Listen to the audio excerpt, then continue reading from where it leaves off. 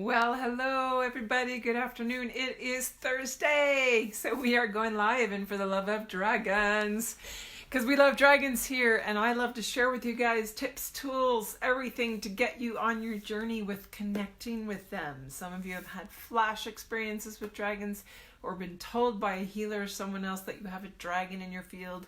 And now you want to know what that means. How do you expand into that experience? Hello, Dina.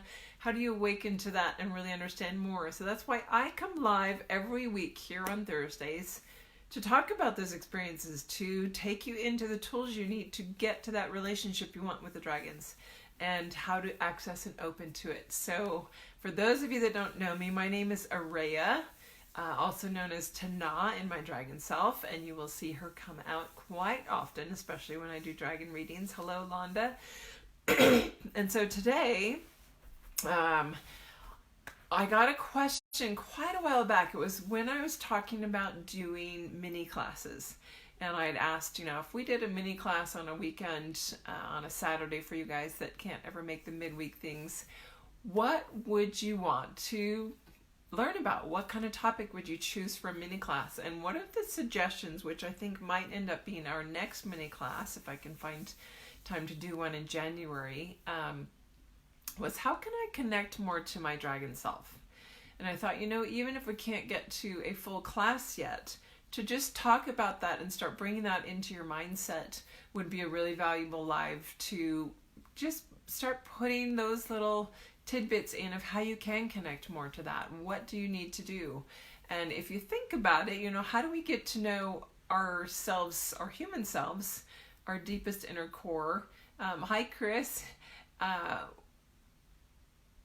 When we want to know more about us, we spend time with us, right?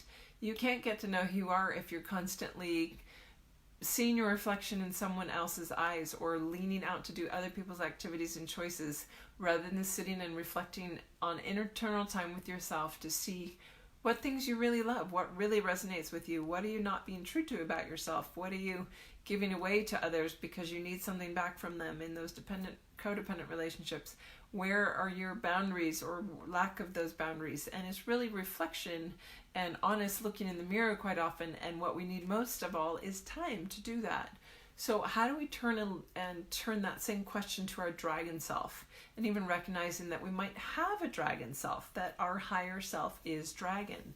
And that's something that comes in as you start spending time with you and having more and more experiences. Hi, Shakya. Hi, Anna. With higher dimensional things that are outside this 3D reality, you start to have an awareness of yourself being something bigger, that for some reason the dragons have a deeper meaning for you and you just can't pinpoint what it is yet. You don't have your clairs operating really fully yet, but there's something about it. And just pay attention to that, because a lot of times it's just the energetic that starts pulling that information towards us and the desire to have that understanding. So at some point, there might be a realization that, what's the possibility that all these dragons around me and I feel this link to them, what if it's much bigger than that? What if that is me and it's not just a team of dragons guiding me and I want to connect to them? Again, internal time. Just like getting to know yourself, one of the biggest key factors is finding that time to go inside and sit with you, to connect to heart. And if you want to connect to your dragon self, it's a heart call. It's always going to be through the heart space. And you just send out that tether, because if that is you, if your dragon self is an aspect of you and you're tethered through the heart space, then that's going to be the main line of communication. Get into that space. So what if our heart space is blocked? What if we have a lot of injuries, traumas, wounds, and we can't get to that deep connection and go, yeah, I'm in my heart space and I feel nothing. I don't feel a connection to a dragon. I don't feel my higher self. There's like this little fuzzy thing on the horizon that could be it, but I feel so far away. How do I get there? How do I start connecting with that? So that's where your guide team comes in and calling in the other dragons.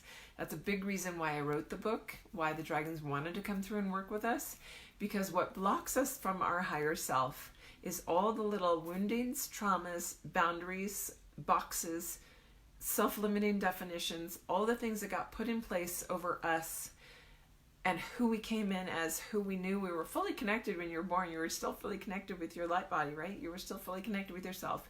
And then from the moment we start listening to dialogue and interaction, everything around us, these layers, these veils, these little boxes that say you're defined as this, start getting put around us. And until we start unraveling those, and we can't unravel them until we can see them, we can't really get to that connection and communion with our higher self. So the reason that the dragons came forward to work with us is to get us back to ourselves.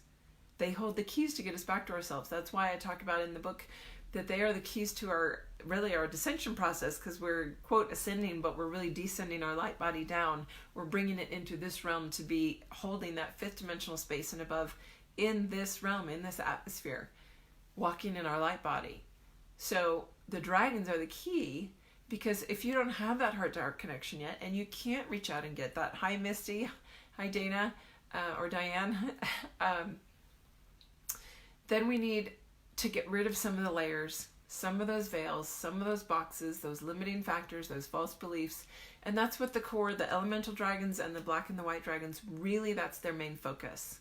They are at the core fundamental foundation level of coming in and helping us not only recognize and see them within ourselves, especially when we get to the level of working in the eye of the dragon with them, but even just doing those meditations with them and starting to spend time with the dragons, because what you're doing is spending time with that frequency.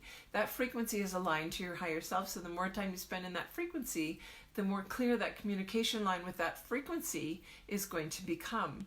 And those dragons come in, especially the elementals, to come in and work through our bodies. Your energy body, your mental body, your emotional body, your physical body. All of those are carrying different places and pockets of density that are associated with these veils, boundaries, false beliefs that I keep talking about. And by accessing those, by coming in and working with you in meditation, the dragons come in and blast through those. They dissolve them, they burn them up, they break them out, and they pull them away for us so that we can actually release that pocket. And as we do and we get rid of those barriers, we start being able to access more and more frequencies that are aligned to the truth of us. And that's where you start having that deeper connection. Even if it's very timorous at first, it's that very light connection at first. It will get stronger and stronger the more work you do to clear out the vessel. So that's really the core and key. How do I connect to my dragon self? How do I get to know it more? It's by connecting to the other dragons first. If you are not a deep meditator, if you are not clairvoyant very clearly, if you really struggle to get communication from the other sides, don't give up and say it's just not for me. It all comes as you keep working with the dragons, and that's where all those senses, as you keep moving towards that frequency of yourself by getting rid of all these blockages in the way, then you start to align to and be able to actually receive those frequencies, hear the information, your clairs, and I always refer the clairs all through this whole fifth chakra area, because this is where the openings, the portals are for them. Clairaudience, claircognizance, clairalience, clairsentience, what did I miss? Clairvoyance. All of those are in this sector of our energy body. And as you work through and clear all of the traumas that have shut you down from accessing that higher information, a lot of them were as fears as young people, right? When we were little, we could hear and actually experience a lot of these other dimensions. A lot of us talked to angels and imaginary friends, and they were called imaginary, and that's why we shut down our belief that they were there. We had a potential, we had the ability to see beyond the 3D reality into other dimensions, and some of us still have that, but most shut it down. The majority of people have shut it down and blocked it off, sometimes out of fear, whether it was fear of being punished or fear of what we were seeing. And so it's as we now, as an adult who are in our power and willing and having the desire to go forward and remember, we can open those up by calling in the dragons and working with them and allowing ourselves to actually see all the veils and allow ourselves to see and open those clairs again without fear. So I would say that's the number one greatest tool to use to getting back to the connection with your higher self, with your dragon self, is actually to start with all the other dragons. And that as you develop that relationship with the dragons and they help you to move all that stuff out that's blocking you from that connection, then you'll start to see the path reveal, and you'll have a deeper communication with your guides so that you get the next breadcrumb and the next breadcrumb and the next breadcrumb to lead you down that. Because if your heart's desire is to connect with your higher self, then that will be what your path leads you towards. Because your path, what lays out before you, is always based on the heart manifestation and what you're putting out in the world as your heart's desire, and stepping towards it, spending time on it, spending energy on it, getting that focus of priority in your life of really what you want. So I hope that's a helpful tip. What other announcements this week? We are probably going to have a book club starting in January, end of January. I'll let you know when that gets scheduled. And I'm currently working on recording the meditations in French. My voice is finally to a place where I can do that. Very exciting. I've got the first 2 in the works right now. So I'm wishing you guys a beautiful, wintry, moving into the holiday season, festive time of snow. And, well, not all of you, but we've got snow here, and hot chocolate and winter activities. For some of you, winter activities mean going to the beach because you're in the southern hemisphere. But whatever it is for you, that this season will bring some joy and some fun and some special time for you and connection for you, where you can actually go in and dive into that work with the dragons. So I will see you next time. I am actually going to miss next Thursday. I will try to go live from Southern California, but I will be on a family trip to Disneyland. Excited to see the magic of Christmas in Disneyland next week.